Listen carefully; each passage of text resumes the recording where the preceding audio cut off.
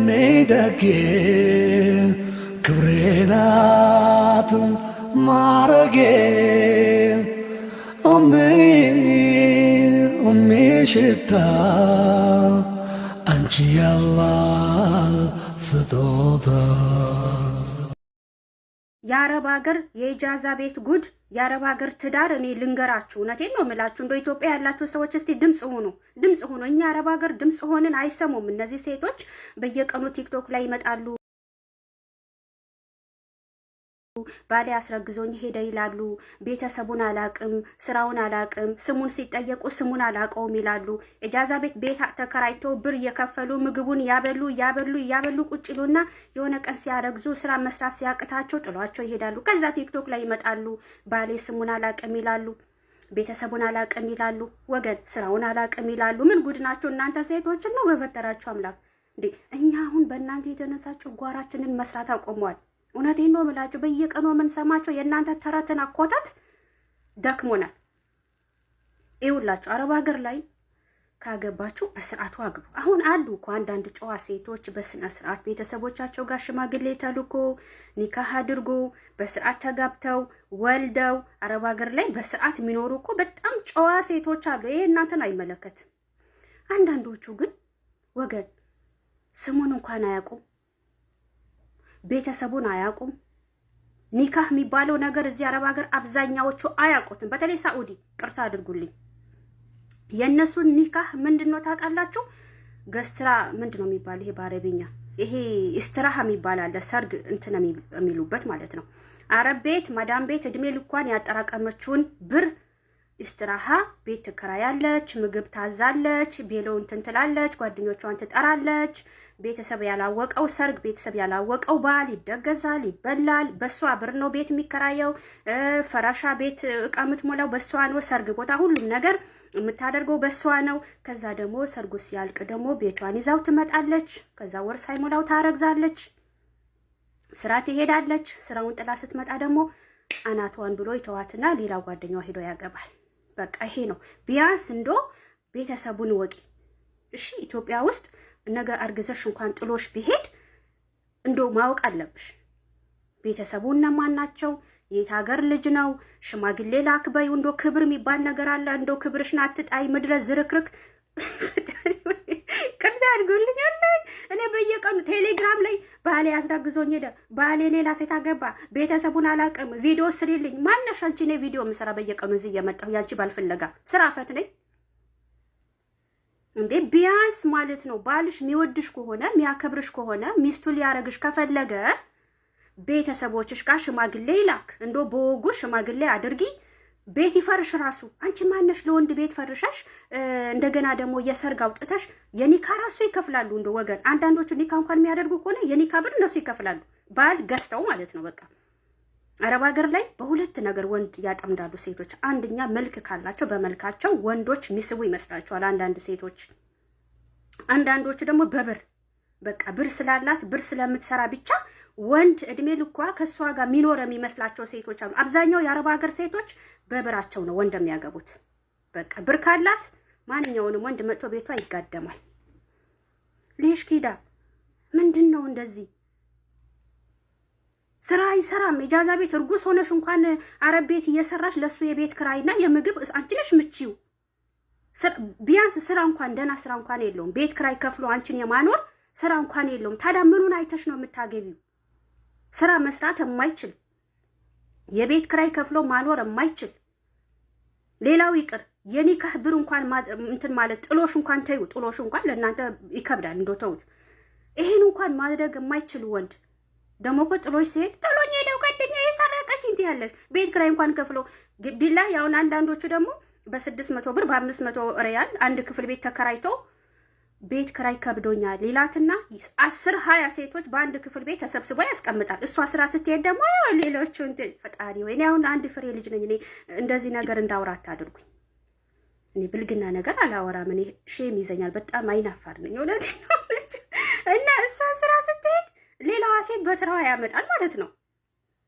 እሷ ካመማት ወይ መስራት ካልቻለች አበቃ በቃ ያ ትዳር አበቃ፣ ሌላ ሴት ያመጣል። ሌላውም ስትመጣ እንደዛው እሱ በአንዷ ስለለመደ በአንዷ እንትን ይላል ማለት ነው። የሻዳ የአረብ ሀገር ትዳር እንዶ በፈጠራችሁ ደግሞ እንደዚህ ሆናችሁ ማለት ነው። ቲክቶክ ላይ መጥታችሁ እንዶ ስታወሩ አታፍሩም? ያኔ ትንሽ ፍርሃ እንዶ ቤተሰብ የላችሁ እህት ወንድም እናት አባት እንዶ ትንሽ ለነሱ እንዶ ሼም እንኳን እየሰፈር ሰው ያየኛል እንዶ ዘመድ ያየኛል አታፍሩም? ቤት ተከራይቼ አኑሬው ልብስ ገዝቼለት ከዛ ደግሞ ቤተሰቡን ታውቂዋለሽ አላውቅም፣ ስሙን ታውቂዋለሽ አላውቅም፣ ስራው አላውቅም። ይሻለ ምን ታዲያ ማን ነው ያገባሽ? ሸይጣን መንፈስ። ፈጣሪ ትዕግስቱ ስጠኝ። ሌላው ደግሞ እሱን ስታገቢ ነገ ጥሎሽ እንኳን ቢሄድ ኢትዮጵያ ውስጥ ወይ ደና መኪና 00 ያልተነዳ ጽድት ያለ መኪና በስምሽ መግዛት አለበት። አዎ እዚህ ሀገር ስታገቢ፣ ካልሆነ ደግሞ የምትኖሪበት ጽድት ያለ ቤት ይግዛልሽ። ይሄን ካላደረግሽ አታግቢ። በቃ ነገ ወልደሽ እንኳን ጥሎሽ ቢሄድ ኢትዮጵያ ሄደሽ ትኖሪበታለሽ፣ ልጆችሽ ታሳድጊያለሽ። እንዴ በራስሽ ብር ደግሰሽ አግብተሽ ይሄና እዚህ ቲክቶክ ላይ የመጣሽ የኛን እንትን የኛን ጭጓራ መላት ቴሌግራም ላይ የሱ ፎቶ ድርድር ምን ያደርግልኛል? እኔ የሱ እንትን እንዴ ተመከራችሁ? አይሰሙም? አይገባችሁ? እንዶ ምድረ ደንቆሮ የመጣችሁ ለስራ ነው። እሺ አግቡ፣ ግን ስታገቡ በስርዓት አድርጉ።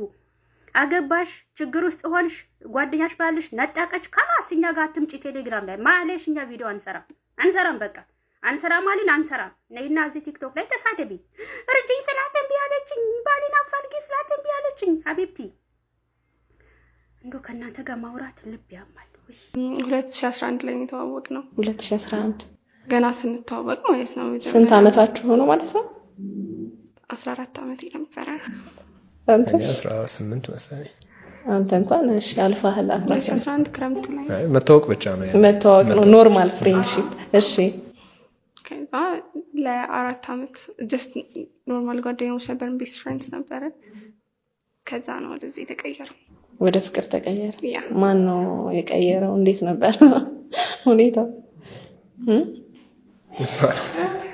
እስኪ ሳቂለት አንዴ ሳቂ ይለሳቅል ሳቂለት።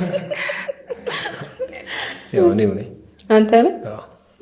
እንዴት ነበረ የመጀመሪያ ስሜትን ስትገልጽ? አቀባበል በጣም ነበር የሚያስፈራው። ፕላስ ደግሞ ስቲል አስታውሳለሁ ቀኑን ምናምን ኤቭሪቲንግ። እና መጀመሪያ ላይ በስልክ ነበር በቴክስት ነበር። ከዛ በኋላ ደውዬ አስረዳዋት። ምን አለች? ያው መጀመሪያ ግን 1-4 ቢቢዬው ነበር። ያ ወደ ፍቅር ግንኙነቱ ለምን እምቢ አልሽ? ሬዲ አልመሰለኝም እና ላይክ የሆነ ከገባንበት ፍሬንድሺፓችን የሚበላሽ ነበር የመሰለኝ ማለት ነው። ምክንያቱም በጣም ደስ የሚል ፍሬንድሺፕ ነበረ። ለዛ አይ ማምን ያልኩት። ከዛ ሂ ኬፕት ኦን አስኪንግ። ከዛ ተቀየረ። ያ ስለዚህ አሁን ስንት አመት ቆያችሁ ማለት ነው በፍቅር? 3 አመት ከ8 ወር ራይት እንደዛ። አባቴን በጣም ነው የምወደውና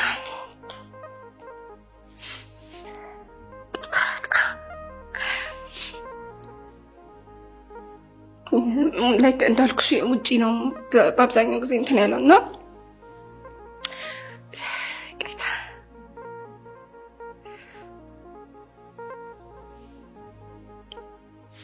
በጣም ይቅርታ ረበሽኳቸው አይደል? እንትን ያው ብዙ ጊዜ ውጪ ነበረ የሚኖረው የሚሰራው ምናምን እና አብረን አንኖር ማለት ያው እኛ ከእናታችን ጋር እዚህ ነን፣ እሱ እዛ ብቻውን እየሰራ እየመጣ ምናምን የሚያየን። ከዛ ፋይናሊ አብረን መኖር ስንጀምር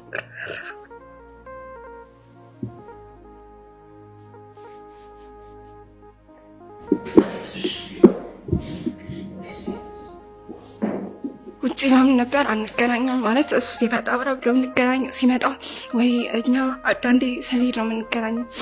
ያው ሁሌ አይደለም አንዳንዴ ነው የምንሄደው ምናምን እና ፋይናሊ ላይ አብረን መኖር ስንጀምር አረፈ። እዛ ውጭ ሀገር አይ እዚህ መጥቶ እኛም አብረን ውጪ ነበር እና ብዙ ሰው እንደውም ይጠይቀኛል ለምን መጣችሁ ምናምን ይለኛል። እና የተለያየ ሀገር ስለኖርን ነው ማለት አንድ ሀገር አንኖርንም። የእሱ ስራ ውጭ ጉዳይ ስለሆነ ሁሉም ቦታ ነው የሚሄደው እና እሱ ሲታመም ነው የመጣ ነው። በጣም ሲያስፈራት ጊዜ እናቴ በጣም ደስ ከዛ እና ያው ላይክ እሱ እንዳረፈ አካባቢ ነው ከአማን ጋር ይታወቃል እና ላይክ በቃ እንዴት ልበልሽ እኔ አማን ጀስት ይሄ ቦይፍሬንድ ምናምን ይሄ ወሬ ምናምን አይደለም ማለት በጣም አብሮኝ ነበር። በጣም ማለት በአባቴ ሀዘን አብሮኝ ነበር በሁሉም ነገር ባይዘውና በቃ ልክ አባቴ እንዳረፈ ከአማን ጋር ተዋወቅን። ከዛ ማለት እሱ አባቴ ጥቅምት ላይ ያረፈ ከዛ እኔና አማን ክረምት ላይ ተገናኘን ማለት ነው። ከዛ በብዙ 4 ዓመት ሙሉ ላይክ እዛ ጋር ያያየሽው ላይክ 1 ደቂቃ ምናምን ቪዲዮ ነው ፖስት ያደረገው። ግን የተጻፈው ጽሁፍ በጣም ዲፕ እንደሆነ ስለተሰማኝ ነው ያነሳሁትና እሱንም የገለጽሽበት መንገድ አባት ማለት እኔ አሁን ላይክ እዚህ ጋር ኢሞሽናል ምናምን ሲሆን ይሄ ይናፍቀኛል ምናምን ግን ላይክ ምትክ ማለት ሁሌ ፓኒክ አታክ ምናምን ያጋጥመኛል ትንሽ ነገር ስለ አባት ስሰማው ልክ እንዳይሽ እና ላይክ እሱ ነው በቃ ረጅም ሰዓት ምንም ነገር ላይ ቢሆን ኢቨን ስራ ሚቲንግ ላይ ምናምን ሆኖ ለራስ ወጥቶ ምናምን ረጅም ሰዓት ነው ከኔ ጋር እንትን የሚለው በጣም ነው ማስቸግረው እሱና በቃ በጣም አባብለኝ ምናምን የዛን ቀን ላይክ ሌላ ቪዲዮ ነበር እየሰራን የነበረው እንደዚህ ነገር ልንቀርጽ ነው ማስበን አልነበረም። ከዛ ልክ እንደዚህ አባት ምናምን ሲመጣ ነው አልቻልኩም የዛኔ ማለት ነው። እና ነዛ ነው እና ሁሌም አብሮኝ ነው። ሁሌም እዛም አሳ ሆኜም ለራሱ ክሎዝ ፍሬንዶች አሉኝ በጣም ቤስት ፍሬንዶች ማለት ነው ግቢ ውስጥ እና ለእነሱ ተነግራቸው ለሱ ነው ደውለው እና ሁሌም ታውቂያለሽ የማይሰለቸው ሰው እኔ አሁን አንዳንዴ እንትን ይለኛል ለምንድን ነው እንዴት አይሰለቸውም ምናምን እላለሁ። አልደውልም እንዴ ምናምን ብዬ አስባለሁ ወይ አልንገረው እንዴ ምናምን ብዬ አስባለሁ። ምክንያቱም ወይ ሁሌ እንደዚህ ነው እንዴ ምናምን ብሎ እንዳይሰለቸው ማለት ነው። አንድ ቀን ወይ ትናንትና እኮ ምናምን ብሎኝ አያውቅም። በቃ ሁሌም እንደ አዲስ ነው ኮንፈርት የሚያደርገኝ እንደ አዲስ ነው የሚያባብለኝ ምናምን ልክ እንደ ህፃን ማለት ነው። እኔ በጣም ነው ማስቸግረው ባይዘው ደጌ ክብሬ ናት ማረጌ ሽታ አንቺ ያላ ስጦታ